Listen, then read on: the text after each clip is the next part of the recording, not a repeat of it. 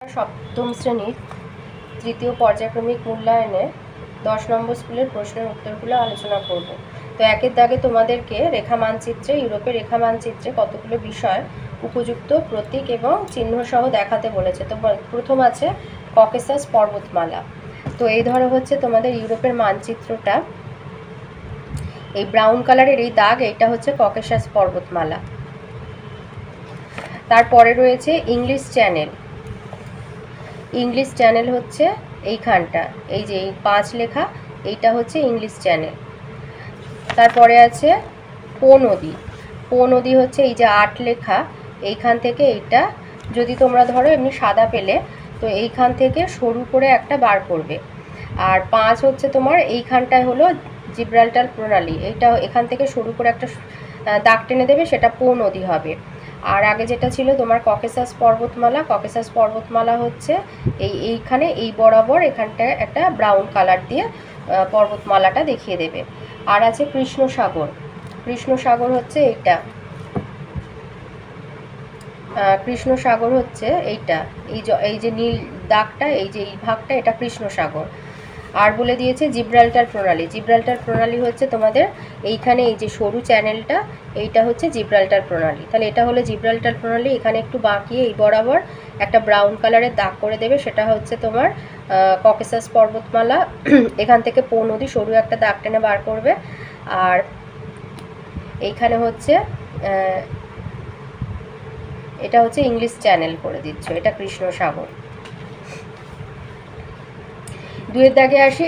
দুয়ের আয়তে দিয়েছে পরিক্রমণ গতির অপর নাম হলো বার্ষিক গতি। 2 বলেছে উত্তর গোলার্ধের সবচেয়ে বড় দিন হলো 21শে জুন। 3 গ্রিনিচের প্রমাণ সময়ের সঙ্গে ভারতের প্রমাণ সময়ের পার্থক্য 5 ঘন্টা 30 মিনিট।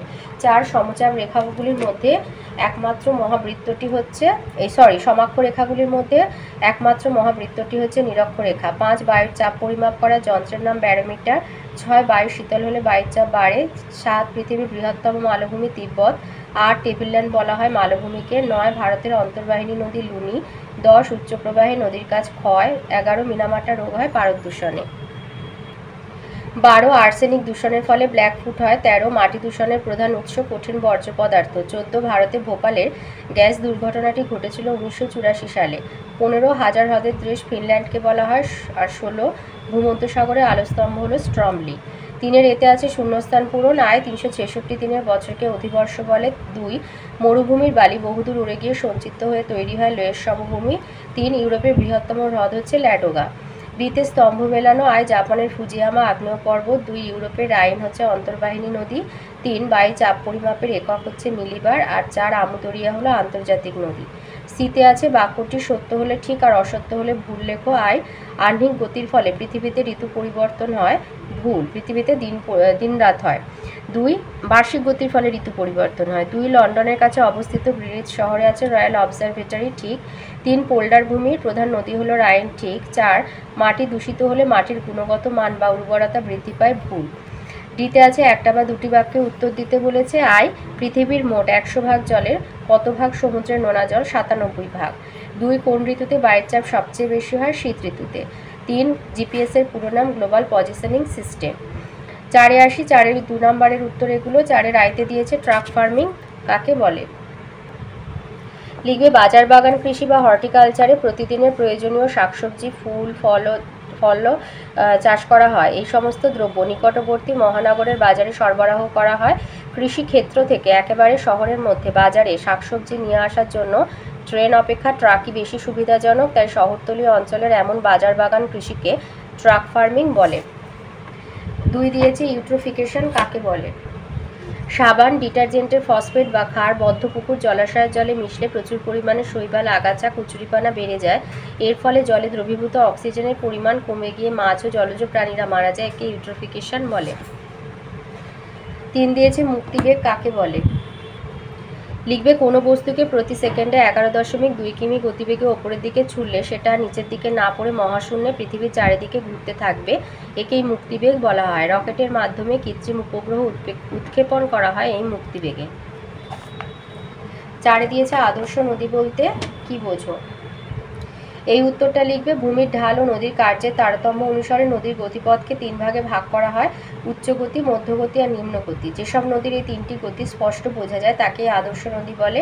যেমন ভারতের গঙ্গা নদীকে আদর্শ নদী বলা হয়। গঙ্গার উৎস গোমুখ থেকে হরিদ্বার পর্যন্ত অংশ হচ্ছে পার্বত্য গতি, হরিদ্বার থেকে পশ্চিমবঙ্গের ধুলিয়ান পর্যন্ত মধ্যগতি, আর ধুলিয়ান থেকে মোহনা পর্যন্ত নিম্নগতি।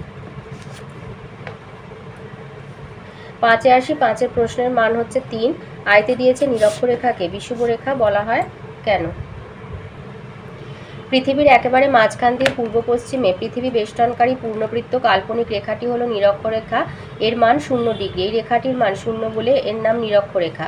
এক হচ্ছে লম্বভাবে পতিত সূর্যরশ্মি পৃথিবীর কক্ষতলের সঙ্গে 66.5 ডিগ্রি কোণে হেলে থাকায় পরিক্রমণকালে কক্ষপথে পৃথিবী সারা বছর এমন ভাবে অবস্থান করে যে নিরক্ষরেখার ওপর সূর্যরশ্মি লম্বভাবে পড়ে, ফলে নিরক্ষরেখায় সারা বছরই দিন রাত্রির দৈর্ঘ্য সমান হয়, মানে 12 ঘন্টা দিন 12 ঘন্টা রাত। 2 হচ্ছে ছায়াবৃত্তের অবস্থান। ছায়াবৃত্ত মানে অন্ধকার আলোকিত অংশের যে মাঝের সীমারেখা। পৃথিবী গোলাকার বলে পৃথিবীর কেন্দ্র আর ছায়াবৃত্তের কেন্দ্র একই হয়, তাই পরিক্রমণের সময় ছায়াবৃত্ত যে অবস্থানেই থাকুক না কেন নিরক্ষরেখাকে সারা বছরই দুটি সমান ভাগে ভাগ করে, ফলে নিরক্ষরেখাতে সারা বছরই দিন রাত্রি সমান হয়। 3 হচ্ছে বিষুবের অর্থ। বিষুব কথার আক্ষরিক অর্থ সমান। পৃথিবীতে দিন রাত্রি সমান হলে তাকে বিষুব বলা হয়, অর্থাৎ নিরক্ষরেখা সারা বছরই দিন রাত্রির দৈর্ঘ্য সমান হয় বলে নিরক্ষরেখাকে বিষুবরেখা বলে। 2 দিয়েছে অপসূর আর অনুসূর অবস্থান বলতে কি বোঝো?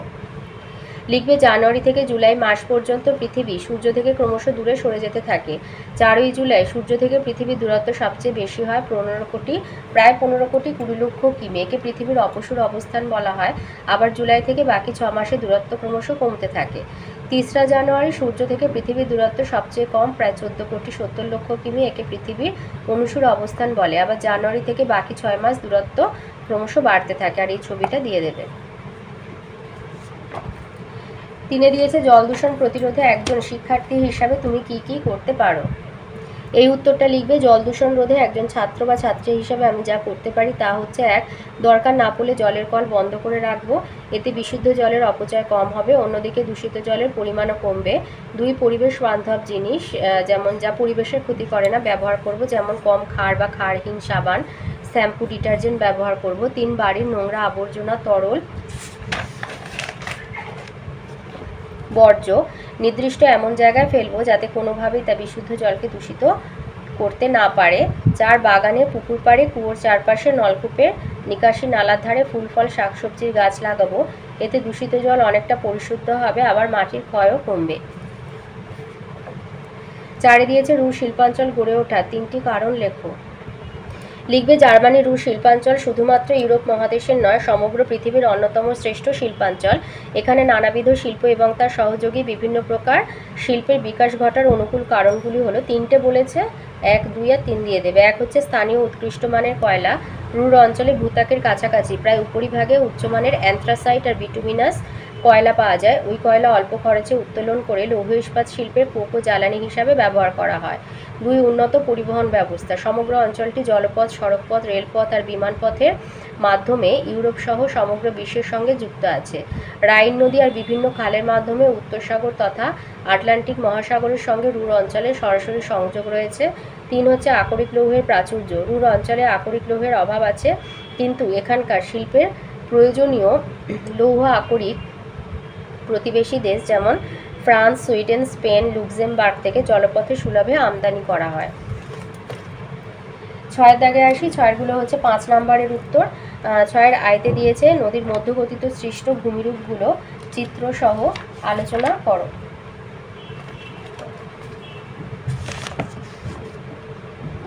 লিখবে সাধারণত নদীর মধ্যগতিতে বা সমভূমি প্রবাহে ক্ষয় ও সঞ্চয় কার্য করে থাকে। মধ্যগতিতে নদীর ক্ষয়কার্যের ফলে যেসব ভূমিরূপ গঠিত হয় তাদের মধ্যে 1 হচ্ছে মিয়েন্ডার। সমভূমি প্রবাহ বা মধ্যগতিতে ভূমির ঢাল কমে যায় বলে নদীর ধীর গতিতে প্রবাহিত হয়, ফলে নদী সামান্য বাঁধা পেলেই এঁকে বেঁকে প্রবাহিত হয়। নদীর এই বাঁককেই আঁকা বাঁকা নদী বলে। গ্রিক পুরাণে নদীর দেবতা মিয়েন্ডার্সের নামানুযায়ী যে কোনো নদীর আঁকা বাঁকা গতিপথকে মিয়েন্ডার বলে। আর এই ছবিগুলো তো অবশ্যই দিয়ে দেবে, এদের পাশে যে ছবিগুলো রয়েছে। বালুচর বা নদীদ্বীপ, সমভূমি প্রবাহে নদীর শক্তি কমে যাওয়ায় গতিপথে কোনো বাধা পেলে তা এড়িয়ে চলার জন্য নদী আঁকাবাঁকা পথে অগ্রসর হয়। সমভূমি অঞ্চলে নদীর বাঁক ঘোরবার সময় তার বিপরীত দিকে পুলি সঞ্চার ফলে ওই স্থান উঁচু হয়ে বালুচরের সৃষ্টি করে। এছাড়াও নদীর মাঝে মাঝে নুড়ি, কাঁকড়, কাদা, পলি জমেও নদী কোথাও কোথাও দ্বীপের সৃষ্টি করে, যেমন ব্রহ্মপুত্র নদীর মাজুলি দ্বীপ ভারতের বৃহত্তম একটি নদীচর। আর এই ছবিটা দিয়ে দিচ্ছ, অশ্বক্ষুরাকৃতির হ্রদের এইটা ছবি। আর সমভূমি অঞ্চলে কোনো কোনো নদীতে অসংখ্য বাঁক দেখা যায়। নদীর এই বাঁক ক্রমশ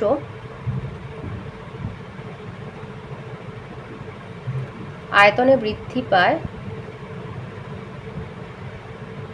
এবং একসময় বাঁকের মধ্যবর্তী স্থান সংকীর্ণ হয়ে পরস্পরের কাছে এসে ক্ষয় পেয়ে দুটি বাঁক মিলিত হয় এবং নদী সোজা পথে চলতে থাকে। ফলে ফেলে রাখা নদীর বাঁকটিতে জল জমে হ্রদের সৃষ্টি হয়। এই হ্রদের আকৃতি অনেকটা ঘোড়ার খুরের মতো বলে একে অশ্বক্ষুরাকৃতির হ্রদ বলে। মুর্শিদাবাদ জেলা গঙ্গা নদীর দুপাশে এরকম হ্রদ দেখা যায়।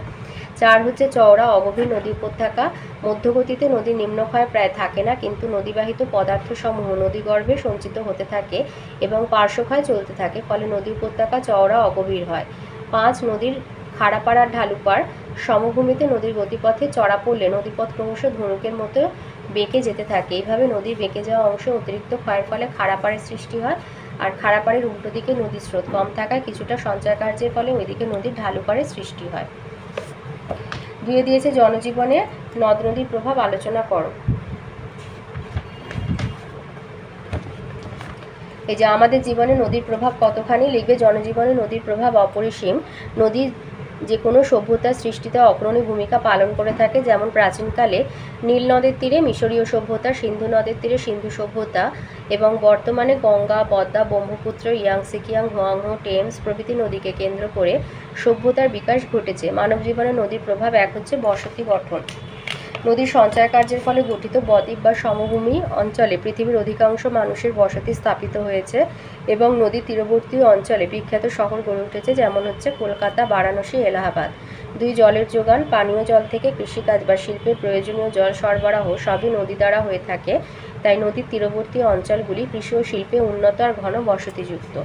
3 হচ্ছে কৃষিকাজ। নদীর নবীন পলিমাটি সমৃদ্ধ প্লাবনভূমি কৃষিকাজের পক্ষে আদর্শ, যেমন ভারতের গাঙ্গেয় সমভূমি অঞ্চলে কৃষিকাজ উন্নতি লাভ করেছে, আবার মরুপ্রায় মিশরে নীল নদের পলি সমৃদ্ধ অঞ্চলও কৃষিকাজে উন্নত। 4 হচ্ছে মৎস্য চাষ। নদীর মৎস্য শিকারকে কেন্দ্র করে নদীর মোহনা সংলগ্ন অঞ্চলের মানুষের মৎস্য শিকার আর মৎস্য চাষ করে জীবিকা নির্বাহ করে থাকেন। 5 হচ্ছে জলবিদ্যুৎ উৎপাদন। মূলত পার্বত্য আর মালভূমি অঞ্চলের খরস্রোতা নদীগুলো থেকে টারবাইন ঘুরিয়ে জলবিদ্যুৎ উৎপাদন করা যায়।